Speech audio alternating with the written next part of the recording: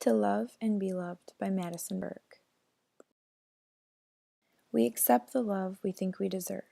What a pure and genuine statement. Love is defined in so many ways. Love can be the greatest and absolute worst thing that can and will ever happen to you. Love is powerful beyond all measures. Love is blind, unexplainable at times, confusing, yet so incredibly beautiful. In The Perks of Being a Wallflower, Charlie, an introvert trying to find where he belongs in the world, experiences every kind of love. The destructive love, the manipulative and heart-wrenching love. He also experiences the exquisite love, the love that is breathtaking and extremely riveting. Why do I, and everyone that I love, pick people who treat us like we're nothing? Simply because we accept the love we think we deserve.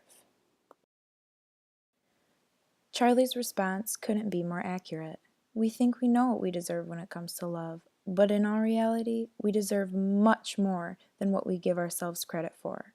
Love is so damn beautiful, and Charlie's life journey is proof of this. Charlie was the wallflower, a beautiful wallflower at that, trying to find his place in a world full of weeds. You may be wondering, what is a wallflower? In Stephen Chbosky's The Perks of Being a Wallflower, I found a well-fitting quote. He's a wallflower. You see things, you keep quiet about them, and you understand. Which is exactly what Charlie did. He observed and still continued to love, no matter the circumstances. Love can dehumanize someone, while at the same time, it can give him or her a sense of self-worth. According to Paulo Freire, dehumanization is to treat someone as an inanimate object, which is exactly the way Charlie's Aunt Helen treated him. She molested him when he was a child, showing him a false pretense of what true love is. Dehumanization, in a psychological sense, is making someone seem less than human and not worthy of humane treatment. Dehumanization in love can, for example, be an abusive relationship or even a relationship where one person is using the other for a specific reason. Charlie's Aunt Helen had been dehumanized by men her entire life, not only physically and mentally, but also emotionally. One cold winter evening, Charlie's aunt left to go get him a birthday present, but she never returned. As Charlie and his sister stood at the top of their stairs, waiting for their Aunt Helen to arrive with gifts, a policeman knocked on the door and informed them that she was killed in a car accident that night. Charlie lost one of the most important people in his life that he thought truly cared about him. Aunt Helen's death resulted in a lifelong struggle of guilt and emptiness for Charlie. Charlie felt as though it was his fault that his aunt was killed in the car accident, and he punished himself for it. In Charlie's case, the dehumanization that his Aunt Helen showed him, which he considered as love at the time, completely took away any ounce of self-worth he had left. In Paulo Freire's book, Pedagogy of the Oppressed, I found that total emotional dependence can lead the oppressed to the destruction of life. Charlie experiences emotional dependence when he lost his Aunt Helen in the car accident, and in result, he felt an immense amount of emptiness. To become so emotionally involved in something, or even someone, that you lose yourself, that can result in self-destruction. Charlie was one with his emotions. When he felt something, he felt it to the maximum extent. To be emotionally destructive, to others, and even yourself, stems from feeling empty and broken. We must learn to find self-worth, even after all of the suffering and brokenness. Find that one thing that keeps you from letting go completely and cling to it. Even the smallest and slightest bit of hope is better than no hope at all. Love has ultimate power over human beings. It can easily make or break us. However, we need to be careful and make sure that we do not let that love consume us completely.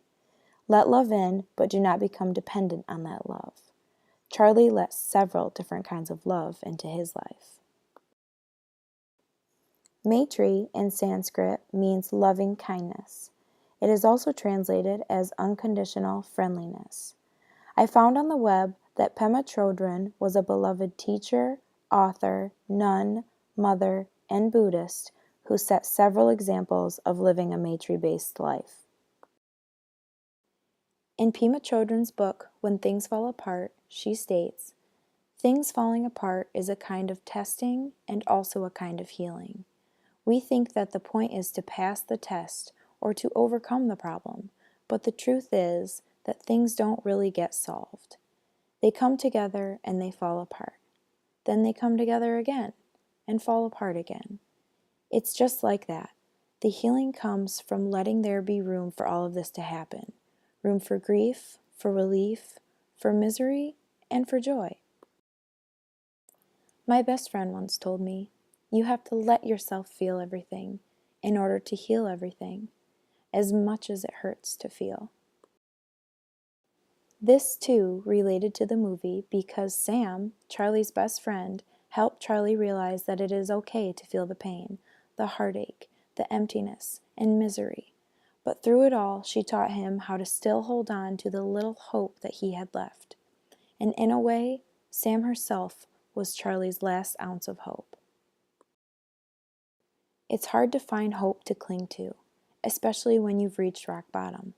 Charlie experienced rock bottom, luckily only for a short period of time. The love from others is what kept him from losing himself completely. Charlie was in a dark place, mainly due to his previous life experiences. But love was his saving grace. Love can be anyone's saving grace. The key is to let love in, accept the love you know you deserve, instead of the love you think you deserve. In V.F. Cordova's book, How It Is, she says, "How do our relationships to others shape who we are? How can we reclaim our identities and the right to shape our own identities?"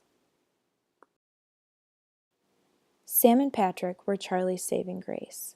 The relationship he had with them was enough to bring him back to life. Charlie was the wallflower that was beginning to wilt, but the showers of love that Sam and Patrick poured over him brought him back to life. I said it before, and I'll say it again. Love is so damn beautiful, and Charlie's life journey is proof of this.